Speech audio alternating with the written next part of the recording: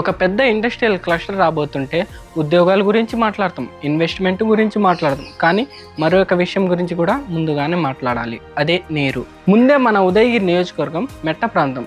చాలా మంది ప్రజలు భూగర్భ జలాల మీద ఆధారపడి జీవిస్తుంటారు. మరి ఈ ప్రపోజల్డ్ ఫ్యాక్టరీకి నీరు ఎక్కడి నుంచి రాబోతుంది? గ్రౌండ్ వాటర్ని ఉపయోగించబోతున్నారా, లేకపోతే ఇండస్ట్రియల్ వాటర్ సప్లై ఉంటుందా? ఎంత వాటర్ని కన్జ్యూమ్ చేయబోతున్నారు, ఎంత రీసైక్లింగ్ చేయబోతున్నారు, వేస్ట్ వాటర్ని ఎలా ట్రీట్ చేయబోతున్నారు? ఎందుకంటే ఇండస్ట్రీ ఒక రోజు వస్తుంది, కానీ నీటి వనరులు ప్రజలకు తరతరాల అవసరం. ఇక్కడ ఒక స్పెసిఫిక్ ఎగ్జాంపుల్ కూడా ఉంది. ప్రీమియర్ ఎక్స్ప్లోజివ్ ప్రపోజల్డ్ ఫెసిలిటీకి సుమారు 40 KLPD వాటర్ రిక్వైర్మెంట్ ఉంటుందని ఒక నివేదిక పేర్కొనింది. ఇది మొత్తం డిఫెన్స్ క్లస్టర్ సంబంధించిన నీటి అవసరం అని కాదు, ఇది ప్రపోజల్డ్ ఫెసిలిటీకి సంబంధించిన ఒక ఫిగర్ మాత్రమే. అందుకే మొత్తం క్లస్టర్కి నీటి అవసరం ఎంత, ఆ నీరు ఎక్కడి నుంచి రాబోతుంది, వాటర్ సెక్యూరిటీకి లాంగ్ టర్మ్ ప్లాన్ ఏంటి, అదే ఎన్విరాన్మెంట్ ఇష్యూ.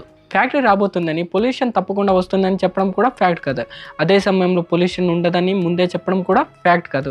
అసలు ఆన్సర్ ఫ్యూచర్ ఎన్విరాన్మెంటల్ మానిటరింగ్ డేటాలో ఉంటుంది. ఎయిర్ క్వాలిటీని ఎలా మానిటర్ చేయబోతున్నారు, వాటర్ క్వాలిటీని ఎలా మానిటర్ చేయబోతున్నారు, వేస్టేజ్ని ఎలా హ్యాండిల్ చేయబోతున్నారు, పొల్యూషన్ కంట్రోల్ సిస్టమ్ ఎలా ఏర్పాటు చేయబోతున్నారు, భవిష్యత్తులో ప్రజలకు అందుబాటులో ఉంటుందా?